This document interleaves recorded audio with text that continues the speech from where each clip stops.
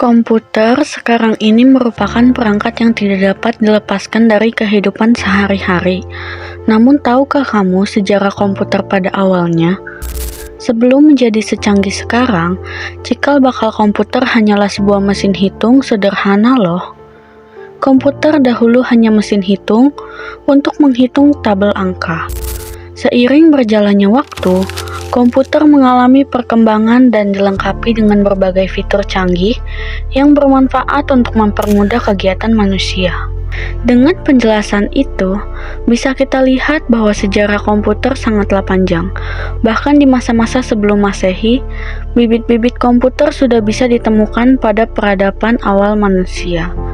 Penggunaan abacus di Eropa atau suanpan di Tiongkok, misalnya, dua alat tersebut merupakan komputer sederhana yang digunakan manusia untuk berhitung dengan lebih cepat. Yang pertama, ada pengertian komputer. Komputer adalah alat yang dipakai untuk mengolah data menurut perintah yang telah diprogram. Kata komputer semula dipergunakan untuk menggambarkan orang yang pekerjaannya melakukan perhitungan aritmatika dengan atau tanpa alat bantu. Tetapi arti kata ini kemudian dipindahkan kepada mesin itu sendiri. Pada awalnya, pengolahan informasi hampir eksklusif berhubungan dengan masalah aritmatika. Tetapi komputer modern dipakai untuk banyak tugas yang tidak berhubungan dengan matematika. Secara luas, komputer dapat didefinisikan sebagai suatu peralatan elektronik yang terdiri atas beberapa komponen, yang dapat bekerja sama antara komponen satu dengan yang lain untuk menghasilkan suatu informasi berdasarkan program dan data yang ada. Konsep komponen-komponen komputer ini berasal dari arsitektur von Neumann. Ketika John von Neumann memaparkan arsitekturnya pada 1945. Sebelum dilengkapi oleh fitur serba canggih seperti sekarang ini, perkembangan komputer diawali dari sebuah inovasi sederhana yang lahir sejak tahun 1800-an. Awal munculnya komputer. Komputer pertama kali ditemukan pada 1822 oleh seorang ahli matematika asal Inggris, Charles Babbage. Mulanya Babbage bermaksud untuk menciptakan sebuah mesin hitung bertenaga uap yang dapat menghitung tabel angka. Mesin tersebut kemudian ia beri nama Difference Engine Zero dan digadang-gadang sebagai komputer pertama di dunia. Bentuk Difference Engine Zero sendiri sangat jauh berbeda dari kebanyakan model komputer modern saat ini.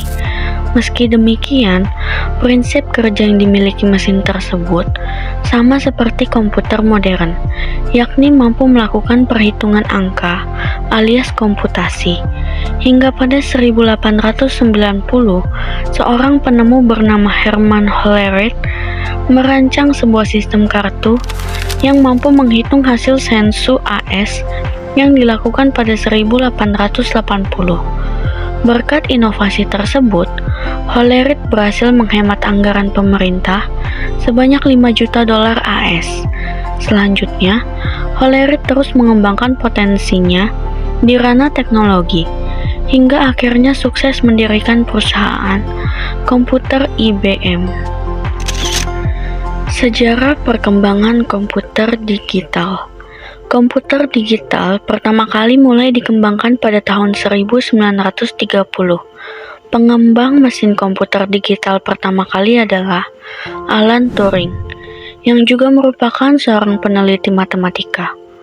Ia berhasil mengembangkan sebuah mesin yang dapat menjalankan sekumpulan perintah. Mesin itu kemudian disebut dengan Turing Machine, dengan simulasi gagasannya yang juga dinamai uji Turing. Meskipun Turing menjadi pengembang mesin pertama, akan tetapi komputer digital baru dikembangkan pertama kali oleh Konrad Zuse. Insinyur mesin asal Jerman tersebut membuat komputer digital pertama bernama Z1 sebelum pecahnya Perang Dunia Kedua.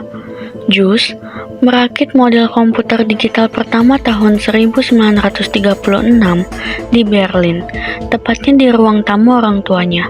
Model komputer digital yang dikembangkan oleh Jus ini sayangnya dihancurkan ketika Perang Dunia Kedua. Walaupun begitu, ia tetap dikenal sebagai sang pencipta komputer digital pertama.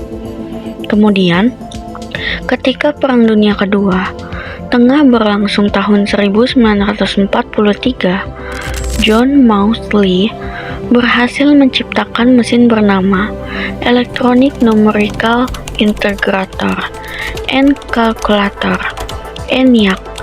Mesin ini dibekali dengan kemampuan analisa yang dapat menghitung ribuan masalah dengan cepat dalam hitungan detik. Awalnya mesin ini diciptakan untuk membantu Angkatan Darat memprediksi serangan.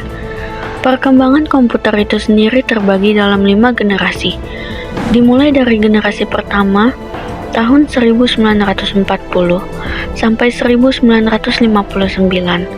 hingga generasi kelima yang dipelopori oleh Jepang. Dari setiap generasi terdapat ciri-ciri yang membedakannya. Pada generasi pertama, 1940 sampai 1959, komputer generasi pertama memiliki ciri-ciri utama yakni ukuran fisiknya yang besar. Karena ukuran fisiknya yang besar itulah, maka memerlukan daya listrik yang besar juga. Adapun komponen yang digunakan adalah berupa tabung hampa udara. Programnya dibuat dalam bahasa mesin yang menggunakan konsep Struch Program. Data dapat disimpan di magnetic tape dan magnetic disk. Pada generasi kedua, 1959 sampai 1965, komputer di generasi kedua menggunakan komponen berupa transistor yang lebih kecil daripada tabung hampa udara. Meski begitu, kapasitas memori utamanya cukup besar dengan proses operasi yang lebih cepat. Selain itu, komputer di generasi kedua juga sudah memiliki kemampuan proses real-time dan time sharing. Perkembangan lain dari komputer generasi pertama ke generasi kedua terletak pada magnetic disk dan magnetic tape-nya yang sudah berbentuk removable disk. Pada generasi ketiga 1965 sampai 1970, komputer di generasi ketiga sudah memiliki ukuran yang lebih kecil karena menggunakan komponen 4 integrated circuits, sehingga hemat penggunaan listrik. Proses operasinya juga berjalan lebih cepat dan tepat, dengan kapasitas memori yang jauh lebih besar. Magnetic disk yang digunakan memiliki sifat random access. Komputer di generasi ini juga sudah dapat melakukan multiprogramming dan multiprocessing, serta dapat melakukan komunikasi data antar komputer. Alat input dan outputnya juga semakin canggih dengan menggunakan visual display terminal. Ada generasi keempat, dimulai tahun 1970. Personal komputer atau PC sudah mulai berkembang di generasi ini. Contoh produknya adalah Apple II. Memori komputernya sudah menggunakan bentuk chip dari mikroprosesor dan semikonduktor dengan teknologi Large Scale Integration atau LSI yang juga disebut dengan Bipolar Large Scale Integration. Generasi kelima atau sekarang, komputer generasi kelima dipelopori oleh negara Jepang, telah menggunakan Very Large Scale Integration dan Artificial Intelligence supaya komputer dapat memecahkan masalah sendiri.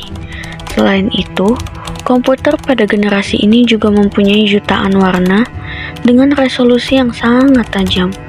Lalu, perkembangan teknologi komputer generasi kelima juga memungkinkan untuk dibuat jenis komputer portable alias laptop. Komputer era sekarang dan implementasinya. Komputer pribadi mulai berkembang sejak 1970, yakni dengan munculnya Xerox Alto, yang dapat melakukan pengiriman email dan pencetakan dokumen. Desainnya juga sudah menyerupai selayaknya komputer zaman sekarang, yaitu memiliki layar, keyboard, dan mouse. Pada era ini juga muncul banyak penemuan baru, di antara chip Dynamic Access Memory, Ethernet, dan disket. Lalu di tahun 1976, berdirilah perusahaan Apple yang memperkenalkan Apple I sebagai komputer single circuit pertama. Kemudian di tahun 1983, secara resmi hadirlah CD-ROM yang ditetapkan sebagai standar umum komputer, digunakan sebagai alat penyimpanan yang dapat menampung data hingga 550 MB.